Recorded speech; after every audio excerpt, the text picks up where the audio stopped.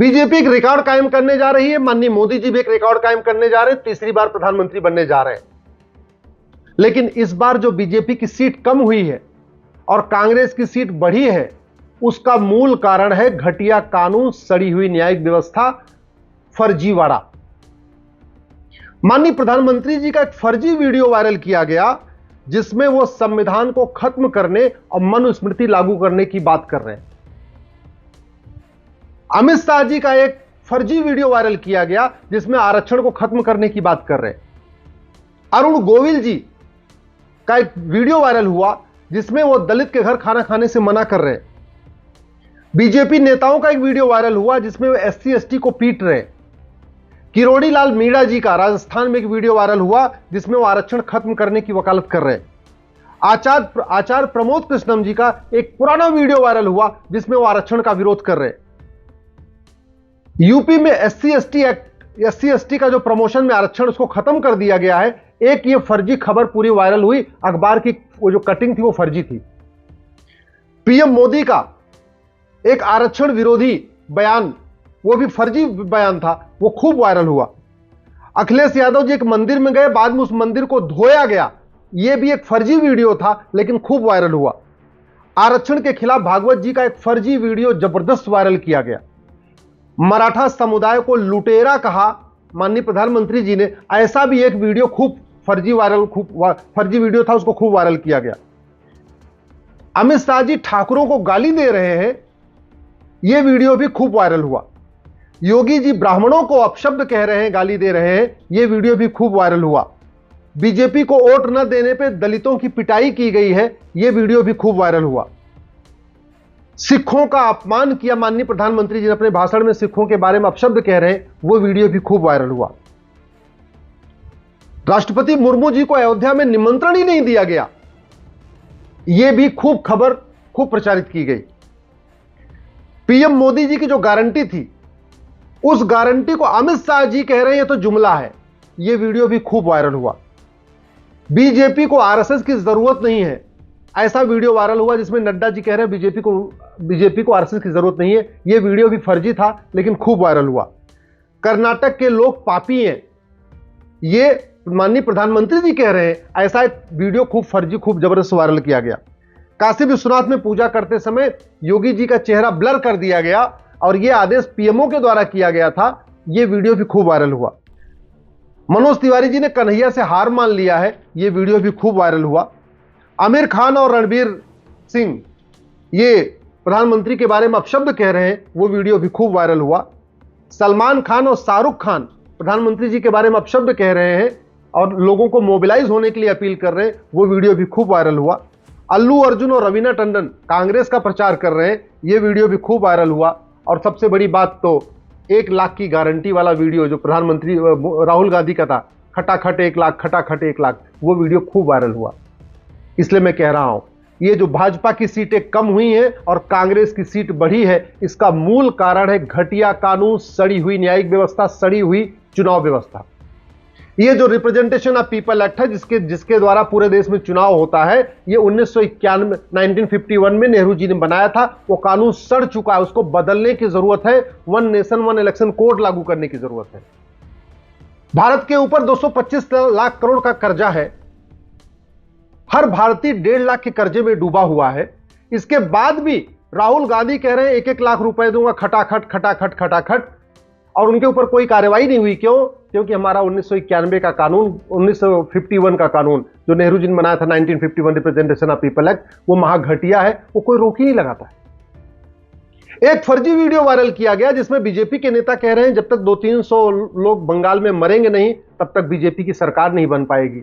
वो वीडियो भी फर्जी था लेकिन वायरल किया गया, उससे लोगों में ये बात समझ में आई कि अच्छा, ये जो मर्डर, जो हत्या हो रही है उस पर कोई कार्रवाई इसलिए नहीं हो रही। महाराष्ट्र में मराठों के खिलाफ बीजेपी नेताओं के झूठे बयानों का वीडियो खूब वायरल हुआ। उत्तर प्रदेश में दलित बनाम सवर्ण करने के खूब झूठे वीडियो वायरल हुए। ब्राह्मणों को गाली देने का वीडियो वायरल हुआ, क्षत्रियों को गाली देने का वीडियो वायरल हुआ। और ये सब इसलिए चलता रहा क्योंकि हमारा कानून घटिया है। साइबर फ्रॉड के खिलाफ हमारे पास कठोर कानून नहीं है। फर्जी खबर फैलाना हमारे यहां गंभीर अपराध नहीं है। फर्जी वीडियो बनाना हमारे यहां गंभीर अपराध नहीं है, फर्जी बोलना, झूठे वादे करना हमारे यहां गंभीर अपराध नहीं है। आप कुछ भी, फ्रीडम ऑफ एक्सप्रेशन के नाम पे आप कुछ भी कर सकते हैं। तो एक तरीके से जो बीजेपी का सीट कम हुई है और कांग्रेस की सीट बढ़ी है, इसका मूल कारण है घटिया कानून, सड़ी हुई न्यायिक व्यवस्था। इसलिए मैं माननीय प्रधानमंत्री से हाथ जोड़ के निवेदन करता हूं, जो हो गया सो हो गया, लेकिन आप भारत में one nation one penal code लागू करिए। जो अपराध पैसे के लिए किया जाता है उसमें 100% प्रॉपर्टी जब्त करने, नागरिकता खत्म करने और आजीवन कारावास, फांसी देने का प्रावधान करिए। ये जो फर्जी वीडियो बने हैं ना, सब पैसे के लिए बने हैं। जो फर्जी खबर फैलाई गई, पैसे के लिए फैलाई गई। जो फर्जी वीडियो एडिट कर करके प्रधानमंत्री जी के, गृह मंत्री जी के, बाकी और नेताओं के भी एडिटेड वीडियो वायरल हुए, ये किस लिए? पैसे के लिए। ये पैसा लेते हैं और वीडियो को एडिट करके वायरल कर देते हैं। पूरा तमाशा बना रखा है हमारी व्यवस्था का। अगर भारत में जस्टिस विद इन ईयर होता ना, एक एक साल के अंदर मुकदमे का फैसला हो गया होता, तो गांधी परिवार जेल के अंदर होता। राहुल गांधी इसलिए बाहर घूम रहे हैं, उनके खिलाफ इतने मुकदमे, फिर भी बाहर घूम रहे हैं, उनके मुकदमे का फैसला नहीं हो रहा है। अगर गांधी परिवार जेल में होता, कांग्रेस खत्म हो गई होती, कांग्रेस खत्म हो गई होती तो 99 सीट कांग्रेस को नहीं मिलती। संपत्ति को आधार से लिंक किया होता तो हमारे जितने सफेद पोस्ट बाहर घूम रहे हैं ना, जो कोई समाजवाद की बात करता है, कोई गांधीवाद की बात करता है, कोई गंगा जमनी तहजीब की बात करता है, कोई सबके कालाधन बेनामी संपत्ति पकड़ में आ गई होती। और एक साल के अंदर मुकदमे का फैसला करने और संपत्ति 100% जब्त करने, नागरिकता खत्म करने का कानून होता, आधे नेता छोड़ के भाग गए होते, विदेश भाग गए होते। भ्रष्टाचार खत्म हो जाए, डीएमके खत्म हो जाएगी, भ्रष्टाचार खत्म हो जाए, कांग्रेस खत्म हो जाएगी, भ्रष्टाचार खत्म हो जाए, ये महबूबा की पार्टी खत्म हो जाएगी, भ्रष्टाचार खत्म हो जाएगी, अब्दुल्ला की पार्टी खत्म हो जाएगी, भ्रष्टाचार के खिलाफ कठोर कानून बन जाए, आम आदमी पार्टी खत्म हो जाएगी, भ्रष्टाचार के खिलाफ कठोर कानून बन जाए, 100% प्रॉपर्टी जब्त करने, नागरिकता खत्म करने, आजीवन कारावास, फांसी देने के लिए मैं कह रहा हूं झारखंड मुक्ति मोर्चा खत्म हो जाएगी, डीएमके खत्म हो जाएगी। केरल में ये जो एलडीएफ यूडीएफ बना हुआ है, भ्रष्टाचार खत्म, कालाधन बेनामी संपत्ति खत्म, तो यूडीएफ एलडीएफ खत्म। देश भर में जितनी क्षेत्रीय पार्टियां हैं, ये जो चल रही हैं, दौड़ रही हैं, चुनाव लड़ रही हैं, केवल काले धन से लड़ रही हैं, फंडिंग से लड़ रही हैं, हवाला की फंडिंग हो रही है, भारत के अंदर ही फंडिंग हो रही है, विदेशों से फंडिंग हो रही है। इसलिए माननीय प्रधानमंत्री से मैं हाथ जोड़ के निवेदन कर रहा हूं, अब आप जितने विकास होने थे 10 साल में हो चुके हैं, अब आप पुलिस रिफॉर्म करिए, जुडिशियल रिफॉर्म करिए, इलेक्शन रिफॉर्म करिए, टैक्स रिफॉर्म करिए। अब आप वो काम करिए जो जनता चाहती है। जिन लोगों का मुकदमा, 5 करोड़ लोगों का जो मुकदमा चल रहा है, इनको तारीख पे तारीख मिल रही है, वो बहुत हताश है, निराश है। जिससे ज्यादा आशा होती है उससे ज्यादा निराशा भी होती है, जिससे ज्यादा प्रेम होता है उससे ज्यादा नफरत होती है। सबको यह आशा थी कि मोदी जी प्रधानमंत्री बन रहे तो जुडिशियल रिफॉर्म होगा, फटाफट मुकदमों का फैसला होगा, एक साल के अंदर मुकदमों का फैसला होगा, लेकिन हुआ नहीं। 5 करोड़ मुकदमे चल रहे हैं district court, high court, supreme court में, और 5 करोड़ अलग से चल रहे हैं, जो तहसीलदार के यहां चल रहे हैं, एसडीएम के यहां चल रहे हैं, एडीएम के यहां चल रहे हैं, चकबंदी अधिकारी के यहां चल रहे हैं, एसओसी के यहां चल रहे हैं, डीडीसी के यहां चल रहे हैं, चकबंदी कमिश्नर के यहां चल रहे हैं। तो 10 करोड़ परिवार तो ऐसे मुकदमे के कारण टेंशन में थे। उनको आशा थी कि नहीं, यूपी में योगी जी आएंगे तो फटाफट मुकदमों का फैसला होगा, केंद्र में मोदी जी आएंगे तो फटाफट मुकदमों का फैसला होगा। वो नहीं हुआ। जो लोग चाहते थे कि गुलामी के नाम खत्म हो, बाबर, हुमायूं, तुगलक, गजनी, गोरी के नाम पे, उन नामों को नहीं बदला गया, एक नेमिंग कमीशन नहीं बना, नामकरण आयोग नहीं बना, उससे वो दुखी हैं। जो लोग चाहते थे गुलामी का निशान जो है वो उसको रिस्टोर किया जाए, काशी, मथुरा, भद्रकाली, भोजशाला कानून बना के रिस्टोर किया जाए, वो भी निराश है। जो लोग चाहते थे गुलामी की कुरीतियां, गुलामी की कुप्रथाएं खत्म हो, वो नहीं हुई, तो वो भी निराश है। जो चाहते थे गुलामी की शिक्षा व्यवस्था बदले, ये मदरसा सिस्टम और ये क्या बोलते हैं, मिशनरी सिस्टम खत्म हो, भारत का वैदिक शिक्षा व्यवस्था लागू हो, गुरुकुल शिक्षा व्यवस्था लागू हो, उस पर कोई प्रयास नहीं हुआ, तो वो भी निराश है।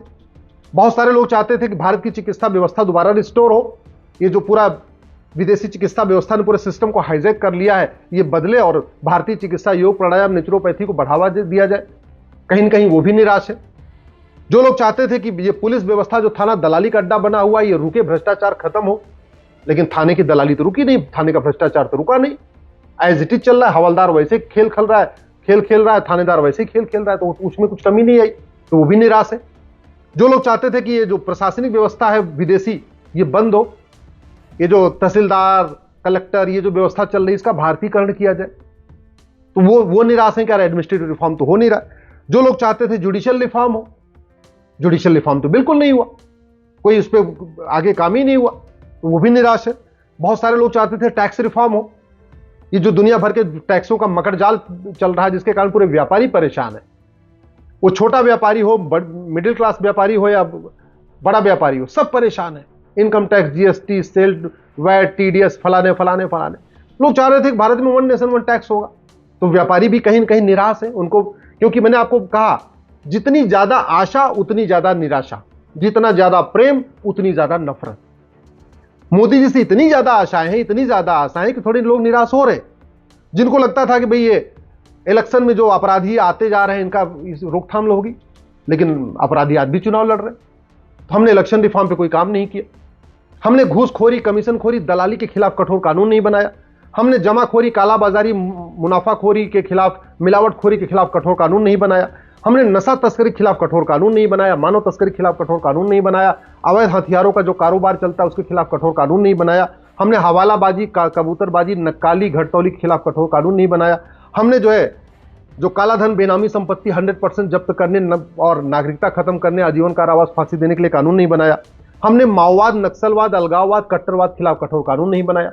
हमने घुसपैठियों की 100% प्रॉपर्टी जब्त करने, घुसपैठियों और उनके मददगारों की नागरिकता खत्म करने, आजीवन कारावास देने के खिलाफ कठोर कानून नहीं बनाया। धर्मांतरण के खिलाफ केंद्रीय स्तर पर कोई कानून नहीं बना। जनसंख्या नियंत्रण के लिए पूरे देश में आंदोलन हुआ, लेकिन जनसंख्या नियंत्रण कानून नहीं बना। घुसपैठ के खिलाफ कठोर कानून नहीं बना। तो इससे निराशा है। तो बीजेपी की सीट कम होने और कांग्रेस की सीट बढ़ने के अनेक कारण है। उसमें कैंडिडेट का सिलेक्शन भी हो सकता है। वक्फ एक्ट को खत्म नहीं किया, प्लेस ऑफ वर्शिप एक्ट को खत्म नहीं किया, माइनॉरिटी कमीशन एक्ट को खत्म नहीं किया। जितने भी कांग्रेस ने कानून बनाए थे, हमने किसी भी कानून को खत्म नहीं किया। चाहे 1954 का ड्रैगन मैजिक एक्ट था, उसको खत्म नहीं किया। तो लोगों की आशा थी कि सरकार आएगी हमारी तो जितने कांग्रेसी कानून हैं ये भी खत्म होंगे, जितने अंग्रेजी कानून हैं ये भी खत्म होंगे। भारत में पुलिस थाने का भ्रष्टाचार खत्म होगा, तहसील का भ्रष्टाचार खत्म होगा, जिले का भ्रष्टाचार खत्म होगा, एजुकेशन डिपार्टमेंट का भ्रष्टाचार खत्म होगा, हेल्थ डिपार्टमेंट का भ्रष्टाचार खत्म होगा, पीडब्ल्यूडी का भ्रष्टाचार खत्म होगा, रेलवे का भ्रष्टाचार खत्म होगा। लोग जाएंगे किसी काम के लिए तो उनको वहां पे बार ऑफिस दौड़ाया नहीं जाएगा। लोगों को ये आशा थी कि अगर आप जो है तारीख पे तारीख नहीं मिलेगी बल्कि न्याय होगा। तो एक निराशा भी है। कैंडिडेट सिलेक्शन भी एक बड़ा कारण हो सकता है। ये इतनी सारी निराशा भी बड़ा कारण हो सकती है। जो कांग्रेसी कानून नहीं खत्म किए गए, बदले गए, ये भी बड़ा कारण हो सकता है। लेकिन सबसे बड़ा कारण है फर्जीवाड़ा, जो मैंने शुरुआत में आपको बताया। इतने फर्जी वीडियो वायरल हुए, इतने सोशल मीडिया के फर्जी अकाउंट बने हुए हैं, ट्विटर पे फर्जी अकाउंट बने हुए हैं, फेसबुक पे फर्जी अकाउंट बने हैं, व्हाट्सएप पे फर्जी वीडियो घूम रहे हैं, इंस्टाग्राम पे फर्जी वीडियो घूम रहे हैं। और इसका मूल कारण क्या है? घटिया कानून का खौफ नहीं है। जब तक कहते हैं भय बिन होय न प्रीत, कानून कठोर होता है और फटाफट अगर जब दंड मिलता है तो खौफ पैदा होता है। फिर लोग गलत काम करने से डरते नहीं है। गलत काम इसलिए सब हुआ है इस पूरे चुनाव में क्योंकि सबको पता है कुछ भी बोल दो, कुछ भी भाषण दे दो, कुछ भी वादा कर दो, 1-1 लाख देने का वादा कर दो, 5-5 लाख देने का वादा कर दो, कोई फर्क नहीं पड़ेगा क्योंकि कानून ही नहीं है। किसी प्रधानमंत्री का फर्जी वीडियो वायरल हो रहा है, सोच लीजिए आम जनता की क्या औकात। गृह मंत्री का फर्जी वीडियो वायरल कर दिया, क्यों? कहां से हिम्मत आई? उनको पता है कोई फर्क नहीं पड़ेगा, 2-4 महीने की सजा हो जाएगी ना।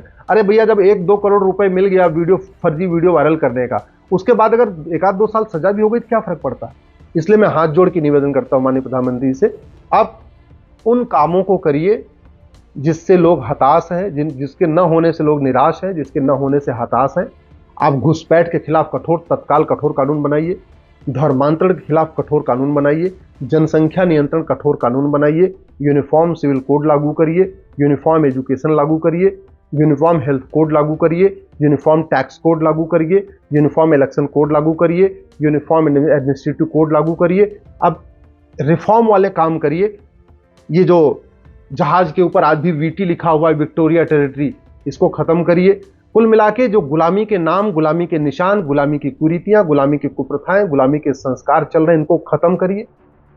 ये गुलामी की शिक्षा, गुलामी की चिकित्सा, गुलामी की न्यायिक व्यवस्था, गुलामी की पुलिस व्यवस्था, गुलामी की प्रशासनिक व्यवस्था को खत्म करिए। गुलामी की टैक्स व्यवस्था को बदलिए, गुलामी के लेबर सिस्टम को बदलिए, गुलामी के जो बिजनेस सिस्टम इसको बदलिए और हर चीज का भारतीयकरण करिए। यही आपसे आशा है और मुझे पूरा विश्वास है आपकी बार 400 पार भले नहीं हुआ लेकिन अगली बार 2029 में 400 पार होगा, 100% होगा। केवल ये जो 20 सूत्री कार्यक्रम मैंने कहा है, पहले कई बार कह चुका हूं, उसको लागू कर दीजिए। और एक और आग्रह है, अब ये संसद का सत्र साल में 4 बार बुलाइए, 3 बार में हो नहीं पाएगा। 25-25 दिन संसद चले और साल में 4 बार चले, यानी कम से कम 100 दिन पार्लियामेंट चले ही चले। और जो हंगामा करते हैं उनके लिए नो वर्क नो पे सिस्टम लागू करिए।